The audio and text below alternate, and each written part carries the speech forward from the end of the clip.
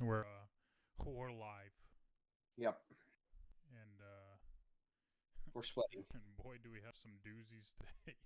Yeah, we're sweating right now. Yeah. There's no ifs, ands, or buts about that.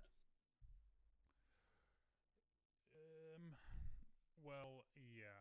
I mean, today we're gonna be talking about the Rings of Power Yeah, stuff that came out about it. Yeah. I don't blame you for being sweaty. very sweaty. Talking like driving exam sweaty. All right. Yeah.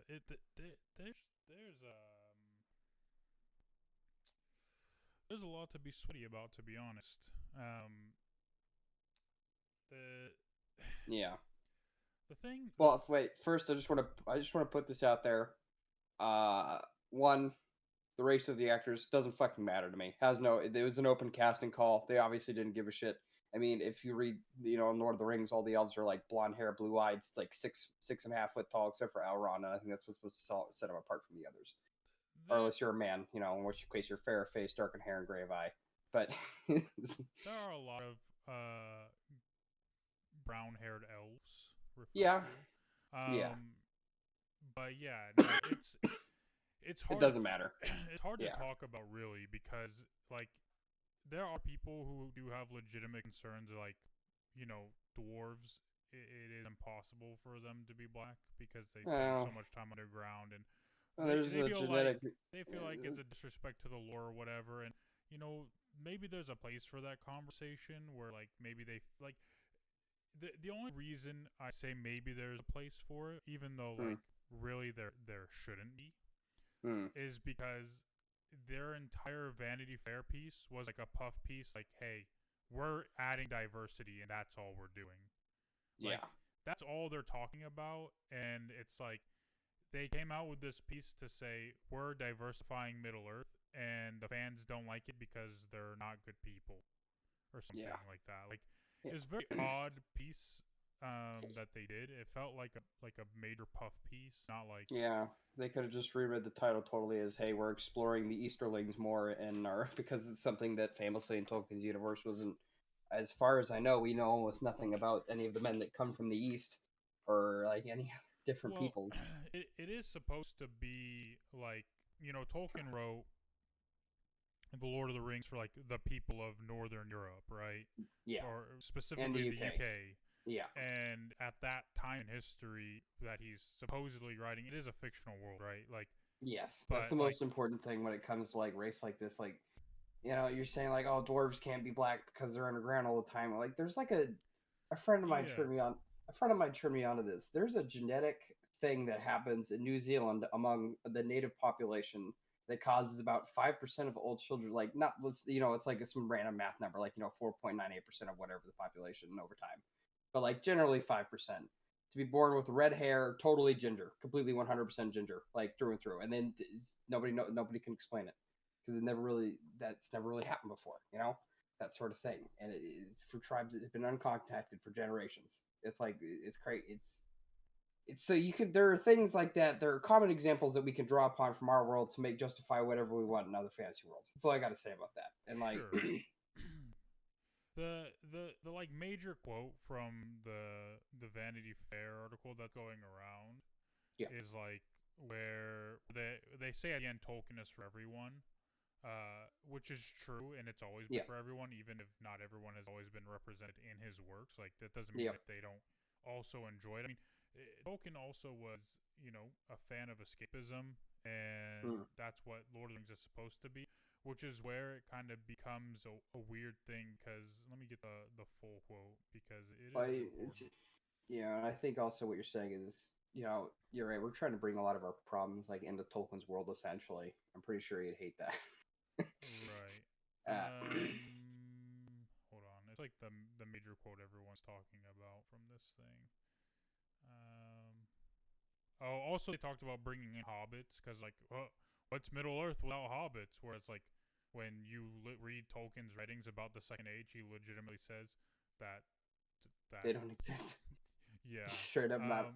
Because like they also mention like we're trying to you know they essentially refer to the second age as like oh bad things happen but um hold on, is this where they said this? They said it really does feel like Middle Earth if you don't have hobbits or something like hobbits in it. And then like they kind of talk about the second age, just like oh like bad stuff happens, but people band together to make it better, and like there's a lot of joy to be had and blah blah blah. And it's like, yo, Tolkien legitimately described the second age as a time of almost no joy. Yeah. And that guy, you have to remember, that guy wrote his entire thesis on fantasy and ended it with saying, hey, it needs to end in a happy end. So he's like, yeah, there is, even I don't got much to say about it, which can happen sometimes you're writing, like, oh man, it just sucks to be alive at this point. Yeah. And also to another thing too. So now we're putting that aside. For me personally, I don't really think the race of the act really matters, especially if it's an open call at the end of the day. You kind of need to suspend your disbelief for some of these things. That's part of what makes fantasy fantasy. Yeah, No, that's like so. What they say in the article, I can't find the exact quote, but it's something to the effect of like, a modern adaptation of Tolkien should reflect the world we live in. Mm-hmm. And the question is like, should it though? Because like this is I don't agree with this take, but when you talk about things like this is where people go. They say, well, you wouldn't expect Wakanda to represent the world we live in, right? Yeah. You wouldn't expect to see white people and Asian people in Wakanda, like as Wakandans, right? Yeah. But then they say, well, in this European like based fantasy, like you wouldn't expect to see black people or Asian people in there, right? Which is kind of irrelevant because at the end of the day, it is fantasy, right? Yeah. But should that's the question, right?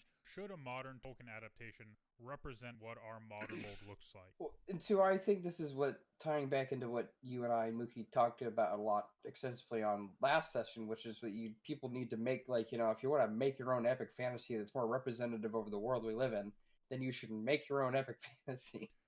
Right. Not, take, but like, it sounds like that's what they're doing, but they're using Tolkien's name and world to do it, right? Yeah. Like, that's the problem. Like, people can talk all they want, and, like, this is where you lose a lot of it. Like, people sometimes make very good points, but they lose it all by making terrible arguments, right? Like, yes. Yeah. With, like, what Whoopi Goldberg said, she got canceled over some stupid shit she said, comparing, like, saying, like, well, Jews aren't a race, and, like, in the Holocaust, like, it wasn't as bad, like, as being black in America because you can't hide your blackness, but you can hide being Jewish, which that part is true. Yeah. Well, no, sorry, that part's not true. The part about Jews not being a race is true. Like, but she loses everything. Like, she loses her whole point, which is an amazing point about, like, you can't hide your blackness, right? Like, there's nothing. It's an immutable It's an immutable characteristic. Yeah. But she loses all of that by making references to the Holocaust, which you should never do. Right? Yeah, exactly. And like that's why she got in hot water. But like it just nobody's gonna care about her point anymore because she like said being black is worse than being Jewish during the Holocaust or something like that, right? Like nobody's gonna pay attention anymore, right? And that's what people are doing. Just awful all around. We don't need to compare awful events. We just need to understand something is awful, and we understand that it's awful because we're all rational actors. Right. We don't need to immediately compare something to the Holocaust to make it seem more awful. And that's like, damn, dude, why is that so awful? That's so stupid. People with the Rings of Power, based on this article and the trailer and everything, they're saying, well, they're spitting in the face of Tolkien and bastardizing Tolkien and blah blah blah. Also, there's one thing also I think that's important for you and I, like, where we obviously care creatively. Like, we haven't seen the show, we haven't watched all of the episodes. We don't know what it's going to be. Like, at the end of the day, it could be saved by very, very clever writing and very, very good acting and amazing set pieces when it matters. Like, the CGI trolls, I understand. I think they look cool because it's hard to make monsters like that look believable. They're supposed to act and, like, be intimidating to these super agile elves. And you can't really do that with a puppet. Right. Like, well, and the conjecture, right? Like, that's the problem is, like, there's so much conjecture. People saying, well, they're only spotlighting the diversity and never giving us any plot details because they know for a fact that we'll hate the plot. Like, well, Yeah. we don't know any of that. Like, Yeah. maybe they just don't want the plot to get out because, Yeah, they spoilers. hey, Yeah. But that's like, that's the thing is like, these people like, because I watched a lot of people's like opinions who are like, oh, like, yeah, they're Amazon's getting ratioed by Tolkien fans, and if you don't have a problem with this, then you're not a real Tolkien fan because they're obviously spitting in the face of the lore, which Yeah. I can understand that argument, and I can agree with it in parts. But then when they say, well, look, dwarves don't look like this and show the black dwarf, like, yo, what? Like, you're gonna lose so many people because you're saying like, well, that's an insult to Tolkien. No. What's an insult to Tolkien is Galadriel wearing armor, being a warrior, looting armies when she never was. Like, that is obviously a bastardization of Tolkien because Galadriel is an amazing, strong, powerful woman character and does not need to lead armies to show that, right? That's where like your identity politics bullshit kind of comes in, where it's like, oh well, Elrond, who actually like led the elves like during the final alliance between elves and men. Remember him? Yeah, he's literally just the beta male in the series who is like a scholar. Like, yeah, in Lord of the Rings, like Elrond is like the greatest lore master behind Saruman in all of Middle Earth, but he's also an incredible warrior. And you can because he's things. 4,000 years old. That's the thing. People need to understand. He's so old. Like, we don't. Galadriel is older, but she was never the leader of an army. Yeah. Right? And like by them saying, yeah, she's gonna be the leader of an army, and she's gonna like it's like this whole we need strong, powerful women, but they can't. Like, remember what I said last week? Like, people think like only like you're only a strong woman if like you're physically strong. Yeah. Which is just like not true and insulting to women. Like, that's insulting to women who like enjoy being stay-at-home moms or enjoy like just being smart and whatever. Like, oh, I can't be a powerful woman because I don't agree with what your definition of a powerful woman is, right? Yeah. It's kind of odd. Well, it's also like fundamentally anti-feminist to immediately just put women into a box that they can't get out of no matter what, when in reality you're supposed to be empowering them as individuals, like, above like sex, race, and everything, all that other stuff, at least legally, financially, and all these things. At least that's the idea. Yeah, and so like the question is like, are Tolkien purists just bigoted trolls because they majorly disagree with some of the diversity casting? I would say no in general, but like some of them probably are, right? Yeah. See, that's the thing. The reason I'm getting sweaty is because there's a lot of fires going on, right? Or at least what I perceive to be fires going on right now. Another big fire is that a lot of people they wanted more Lord of the Rings. They wanted more movies. They wanted more Lord of the Rings movies. They wanted more Lord of the Rings movies with the same actors. They wanted the same characters, probably similar plot structure. They wanted everything to look like it had been in the movies in the early 2000s because that's a lot of people's only experience to Lord of the Rings, and they build their entire personality around that. We're dealing with those kind of fans, like hyper movie fans right now too, who don't want the 2000s. Like, they think that this is like changing permanently the 2001 version that came out, even though it has nothing to do with it, because it's like, well, it does have a lot to do with it because Sauron's going to be there. Obviously, it has to do with the rings. Elrond's going to be there, but it's 3,000 years detached. There's a lot that happens between then and now. Like, and it's. Well, that's the other thing, right? Like that's the thing a lot of people do have a major problem with is like, because they talk about in the article, like, yeah, these events in the books take place over thousands of years during the Second Age, but we're going to cram it all into like a series of like 5 years. Because if we had it over thousands of years, the human characters would just be dying all the time. It's like, well, yeah, they're kind of supposed to.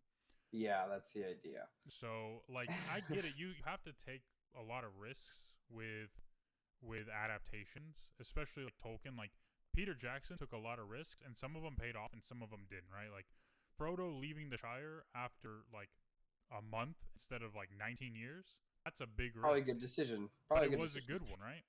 Not including Tom Bombadil.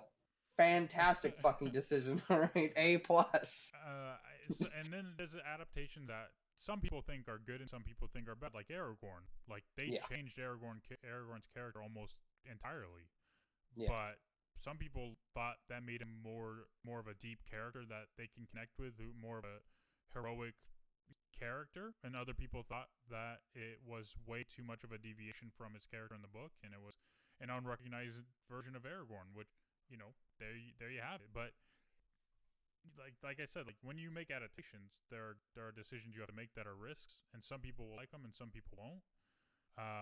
But dude, can you imagine how cool it would have been to just have like, okay, first 3 episodes, now 300 years go by, and all the human characters are dead, and we have a whole new cast of human characters, and all the elves look completely the same. Like, that actually would have been really fucking cool, and they just didn't do it. So, or maybe, I don't know, maybe I'm just dreaming. no, and that's the thing, right? Like, that's the question we're left with, because the what Amazon has the rights to is The Hobbit, The Lord of the Rings, and the appendices, right? The appendices is what, like 250 pages that allude to things in the Second Age, and some in the First Age, and some in the Fourth Age, right? Like there's a lot of references in the appendices, and there's a lot they can use. But like most of the appendices is like, yeah, Galadriel was the daughter of a Noldor, and you know, blah blah. You read the full story in the Silmarillion.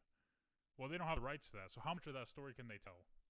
You know? Yeah. And so the question is, like, are these showrunners and executive producers, like, do they care about being true to Tolkien's vision, or do they want to create their own stories and visions and use Tolkien's name and creations to sell it? Right? And to the most important thing again, you know, show's not out yet. It could be really, really good, and we could be completely full of shit right now. And I could be expending all of this body moisture for no reason whatsoever, and I'm just, you know, self-defeating, and now I'm just poorly hydrated and unhealthy, and it's feeding my bad mood. So, you know, it's a vicious cycle. Or it could be completely horrible. Right. We could have a dwarf yelling about how nobody wants to listen to her because she's black. Oh God. You know, well, I hope that doesn't happen. Like, because the thing is, like, the idea of like the dwarves and the elves are supposed to be racist to each other, like, because that's what dwarves and elves are like. That's their whole dichotomy. You know, that's their thing. That's their comparison. Like, that's how the races are different. Yeah. Oh man, but man, if they start bringing out about like inter-dwarf like racial politics, it's gonna get really squeaky really quick, and it's just not gonna be any good. I mean, like that's the thing. They also mentioned in the article, like, oh, like Lord of the Rings is about all these races coming together and underdogs overcoming extreme odds, which I don't think that's necessarily what it's about. Yeah. But that's okay for people to have their own interpretations. Yep. But yeah, they like different races do come together to, you know, reunite, and like, but part of like that is like the history of the strife, and you know, hey, that's a long history. So also, you know, speaking of pissing off Tolkien fans, man, the Tolkien estate really just shot themselves in the foot like 3 or 4 times. Like, I don't fucking know what they were expecting. Well, it's just so snobby. Like, $250 million. We don't even give you access to the whole thing, so you can make a comprehensive story. And yeah, I mean, well, that was the thing, right? Like they had already been selling off rights for Lord of the Rings and The Hobbit. They'd never even come close to selling rights for the appendices, right? And the appendices are so important that like Tolkien delayed the release of Return of the King just to add them in, right? To make sure that like it was a part, because people cared so much about like this world that like he had written in The Fellowship and the Two Towers, right? Like he wrote this world that was lived in for years and centuries and millennium, right? And people are traipsing through this world, like, and they're like, whoa, where did all this come from? How did all this happen, right? And so he wrote the appendices and like explained a lot of it, right? But at the same time, like a lot of the appendices are just like incomplete stories that are like told in their full version in the Silmarillion. So how do you tell some of these stories, right? And obviously, like, there will be flashbacks. I mean, like, the first image released, the one on my desktop, is like, that's Valinor. I mean, that's Telperion and Laurelin, the trees in the background, right? Like, that's the first stage, because at the end of the first stage, those trees get destroyed, right? And so, well, they become the sun and the moon, and they provide new life to different. It's destroyed, whatever. It's okay. Ungoliant destroys them, right? And then and then the Silmarils also come from their light as well, right? Yeah. Created by Feanor, right? And so like there's gonna be references to that stuff because there are references to it in the appendices, right? Like there's a reference to Tuor in the appendix, right? Tuor is a grandfather of Elrond, right? So, Yep. but we're not gonna see the fall of Gondolin and Tuor's story and the bird. I mean, what we see, Elrond's dad, Arendelle the Mariner, who becomes the North Star, right, in the sky, right? Are we gonna see that? Probably not, but that would be cool to see. Like, we don't know what we're gonna see. There's a lot of cool stuff that Tolkien wrote about that us as fans we have a huge desire to see in a live action adaptation. Like a dragon that's the size of a continent or however fucking big it is. The king of all dragons, wasn't he like? Oh, He literally Ungoliant. I think blacked out the sun. I don't. I think Ungoliant was first. No. Wait. I just remember reading about a big ass dragon that blacked out the sun with Not his Ungoliant. wingspan. That's the Spoiler. On Colagon the Black. Something like that. Yeah. I don't remember if that's the dragon that Turin kills or not. The hilt all the way to the hilt, baby. I remember that straight. That was a bloody description too. I was like, damn, Tolkien, you really wanted to kill that dragon. I don't know if you've ever read like Children of Hurin or like read Turin's story. I've read like bits and scraps. That's the thing. Like, my favorite part about Turin's story is like he falls in love with this girl, and like after he kills a dragon, like the spell on him is released from like Morgoth's curse, and he finds out that the girl he fell in love with is his sister, and he's been fucking her the whole time. Didn't she like cast herself into the sea or something like that? She jumped off a cliff. She was like, oh no, oh fuck, oh, she just wouldn't cast herself into the sea. I think it was the other way. Like Turin died killing the dragon, and then she, because she was the last one alive, then like the curse was lifted, and she found out and she jumped off. She's fucking her brother the entire time, and she's like, okay, well, time to put this whole family to rest. Yeah, and they were going to kill that fucking dragon. And one of his buddies, I just remember, like, he'd been with the whole time. Just like the dragon was so big, it just wanted to rock. I think he killed Glaurung, not Oncologon. I think Oncologon was what killed in the first stage. Yeah. Like, and the king of the Balrogs, we'll see more Balrogs, like literal armies of Balrogs would be super fucking cool. Will we see that? Right, that's the question. And like, what it comes down to is that's the root of all of this. It's like we know so much of the history of Middle Earth and these stories that Tolkien told, but are these people interested in telling those stories or just telling their own story in his world, right? And that's where like the fires are burning. That's where we're getting sweaty. Is like everything we've seen so far tells us they don't actually care about the lore. They want to make their own story. Yeah. Right? Which I don't even think is that big of a deal as long as your characters are true, right? Like, you look at Marvel movies, right? We all love Marvel movies, but these are not comic book stories, right? Civil War, the movie, has nothing to do with Civil War, the comic book, aside from, like, the actual, like, idea, right? Like, the idea that we're splintering our team, right? Yeah. That's the idea, but they made their own story for the movie. And a lot of people did have a problem with that, but a lot of people love that movie. So it's one of those things where, like, I don't necessarily care that the story sticks beat by beat to what Tolkien wrote. I care that there are elements appreciating what he wrote in there, but I want Galadriel and Elrond to be true to their own characters. By just giving them the name Elrond and Galadriel, the only ties they have then is the name, right? If they're not actually Elrond and Galadriel that we know, then what's the point, right? Yeah. I don't know. And it's just the budget is so huge, dude. The budget is it's like $475 million to produce one season. It's the most expensive show ever made. Why do you need a budget that? Yeah. Right. I mean, like, Marvel movies need a big budget because there's huge set pieces. Because you want to watch superheroes beat up the bad guys, like, and beat all their army villains, and like beat up those guys and do a backflip off a fucking cliff and shit.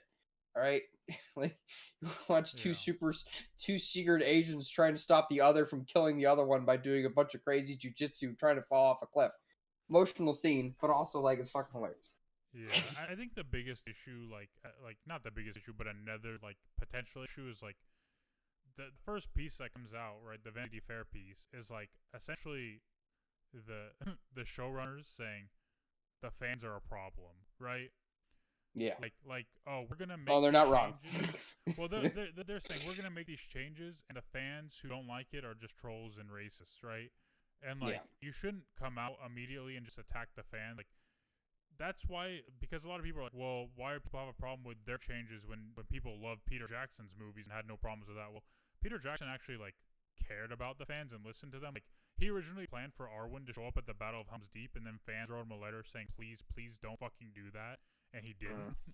You know what I mean? Like there's like a respect there, and he never badmouthed the fans. Like I get it, fans are terrible and everything, right? I never had an issue with Lord of the Rings fans per se, because I've never been necessarily a part of their fandom, and their voice isn't actually that loud on social media.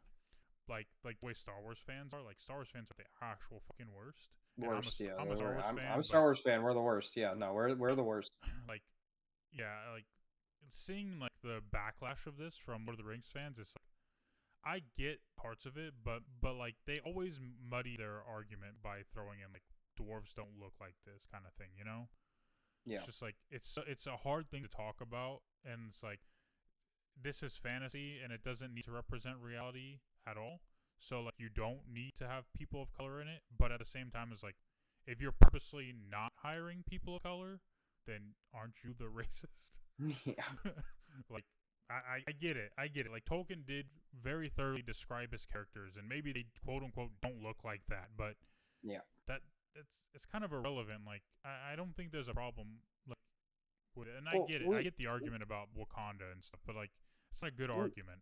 We also have to understand that this is, this isn't the writing of Tolkien. This is we've talked about before, essentially because they had to write a script and they had to do a lot of show writing that the writers already kind of had made it their own sort of thing. That's kind of what happens. Like, like what Tolkien said, what happens to his own work when people take it into themselves and make it into something new.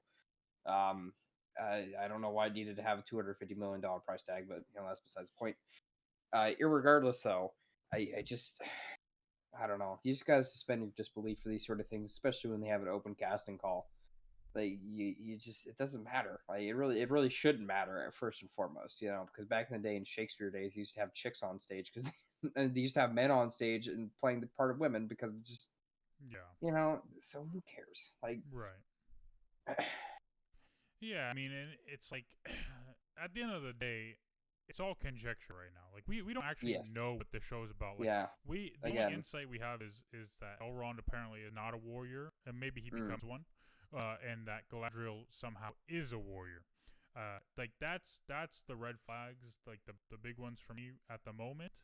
But yeah, like we don't know what the story's gonna be about. Like the thing is, like we as fans think we definitely know what's gonna be about because hey, we read the Silmarillion and the Lost Tales and the history of Middle Earth and everything and blah blah blah. Okay, well they don't have the rights to those.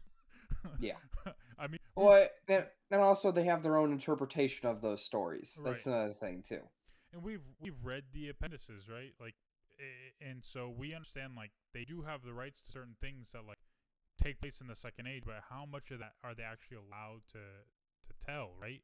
And so if they can only tell part of that story, like can they legally make their own story around those events? I would say they can, right? Like because they're not including things from Silmarillion or the history of Middle Earth or Lost Tales or anything. They're just adding their own flavor to the bits that they're allowed to use.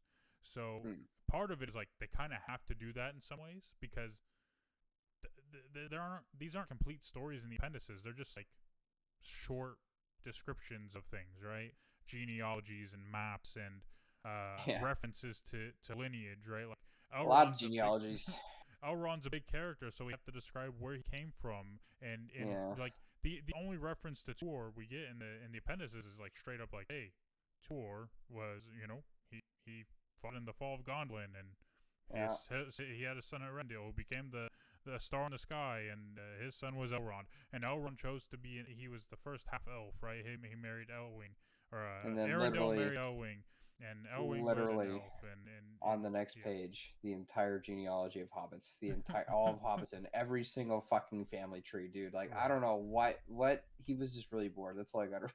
Well, the funny thing is like when you go through the genealogy, it's very odd because oh Oh, uh, that was I was pulling on the rod cord. you just see that like Arwen and Aragorn are like third cousins or something. Okay. It's like, oh, Nice, all right, classic British stuff. yeah. But yeah, like that's the thing is like one of my favorite things from the appendices is like the first introduction to like Numenor, right? And how they slowly kind of like devolved and Numenor got destroyed like but that happens over a long time and my like it's so funny. Tolkien lists out like all the kings from Numenor and there are a couple queens, right? Yeah, Which is really cool and progressive of Tolkien in the yeah, when he wrote these stories. But like, I don't know how much of that would even be highlighted. Like, because a lot of people are like, well, clearly Tolkien hated women and like people of color, which is like odd. Like, he probably wasn't like the most friendly to other races, but like, yeah. I mean, he So was he did like grow up in South Africa and like, you know, uh, all the women characters in his books are like strong women aside from like the fucking wench at the end of the Return of the King, who's just an yeah, annoying fucking weird lady. yeah, The lady at the House of Healing. But yeah, I mean that's the thing is like, it's just a weird thing. Like I just hope that they do well with what they have, and even if it's not necessarily true to Tolkien, that doesn't mean it's gonna be bad per se, right? yeah, Like it can still be good, or it can be something that people watch and say, "This was an interesting take on Tolkien's work." I don't agree with that interpretation, but I enjoyed watching it. Right? Like we don't know until we see it, so it's okay to like be upset and get angry and be concerned about what we're hearing and seeing so far. But like at the end of the day, we have no idea. yeah. It's just conjecture. The trailer was a minute and 33 seconds long, and we got 8 pictures, and that's all we know is the show so far. That's it. That's Yeah. all we got. Yep. So I did I see mean, a lot of nudity though in the trailers a few times, so I'm wondering how that's gonna go. I saw that big oh, dwarf dude who's naked. Like I don't have a problem with nudity as long as they're not like saying elves or have been like they fucking all the they time. talked I about don't it. know. They said in the Vanity Fair piece, they're like, yeah, if we know fans are going to be concerned like about sex and things like that, and like all the nudity in our show. Well, what they said is our target audience is like 10, 11, 12, 13 year old, but occasionally they might have to cover their eyes because of Yeah, some of the violence. And they said there's nudity, but it's never in a sexual nature. Like, that's fine. Like like a bunch of fucking hobbits sitting around naked, smoking out of their like. Well, it just sounds like pipe weed. Excuse me, weed, whatever you want to call it. At like a sauna or a hot spring or something, that's fine. As long as I yeah, don't know. I mean, look, if you read the Fellowship of the Rings when Frodo, Pippin, and Sam arrive at Crick Hollow, when like they get to Frodo's new house and Brandy Buck, Yep. Brandy Buckland. There you Yeah, go. Buckland. Yep. They get to Frodo's new house and like Mary's already run them all baths. Like there's 3 baths and they're all like in the baths together. Like Chilling. Yeah, being like bros. yeah, singing about getting Yeah. clean and shit. Like Yeah. Having a like good time, slapping each other with the ass with some towels, man. Come on, yeah. man. I mean, like let's be honest. They're taking baths. They're probably all naked, but like there's Yeah. nothing sexual about it, right? Yeah. So Because like it is that's okay. I because that's one part of like American society is like really fucked up. Like we're so uncomfortable around any like general nudity, but we're also obsessed with it at the same time. Like it's such a weird The thing is, fucking like America, we didn't advance as fast as other countries with nudity because we're not as old of a country. But it's yeah. almost like it was like this incredible marketing scheme from the start, right? Like deprive everyone of nudity and sex, and then Sell to them. Yeah. make billions of dollars. Just making porn. Yeah. Uh, So porn conspiracy every time. yeah. Um, Ugh.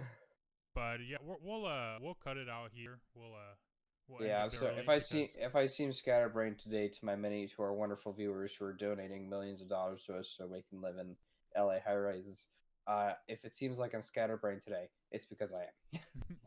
Yeah, it's all good. I I mean, yeah. this is all I really wanted to talk about anyway today. I mean, there's other stuff happening, Doctor Strange trailer and whatnot, but Yeah, it looks um, fucking crazy. Did you see that leaked credit thing that someone's posted on Twitter?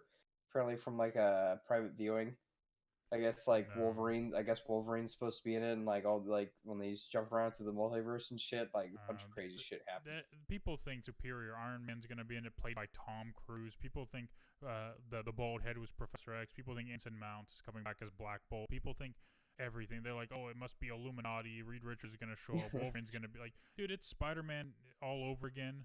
Like, and sure, some of the Spider-Man leaks were true, but a lot of them weren't as well. Yeah, Like, I there were really leaks still need to that watch that. Kirsten I need Dunst to was watch that coming back movie. as well. Like, I need to watch that movie so bad. oh, sorry, did I spoil No, I it? mean you can spoil it now. Honestly, it's my bad that I haven't gone and seen it. Like, so does Andrew Garfield and the other two do they show up? Like, the Tobey Maguire, do they show up? Yeah, they show up. Okay, okay, I knew it. I knew that was gonna happen. Yeah. It's pretty cool too. Like, I Yeah, mean, and like, look, it's not a Tolkien story. It doesn't end on a happy ending. Okay. yeah, Part of it is happy, but then it's like very sad. So, um, yeah, which is good because mistakes are made and there need to be consequences for that. Because contrary to popular belief, it's not like we're suspending our disbelief when we go into movies. We're investing our belief, and writers and directors owe it to us to reward our belief. yeah. So Well, we're suspending our disbelief of everything else around us, and like literally looking into a window onto another world, and like holding on tight to our seats. Basically, it's yeah, yeah. So yeah. Anyway, thanks anybody who listened. Please share your thoughts as well, yep. and hopefully nobody's too mad. But yeah, just People enjoy. gotta be mad. Hopefully it comes Hopefully out we're on full of September shit. 2nd, and we're all It'll be happy. great. We'll love You know, it. It'll be fantastic. It'll be a literary renaissance. A masterpiece. renaissance. All right, Yeah, dude. It'll like the dialogue is so clever and so snappy and so flowery, and it's just fantastic. And yeah. we just talk all day about how much we love the series and how happy we are and how Amazon, please step on me, Amazon, please do it. Okay, All don't right, step anyway. on me. I don't like that shit. Okay, thanks everyone. Ciao, ciao. Goodbye.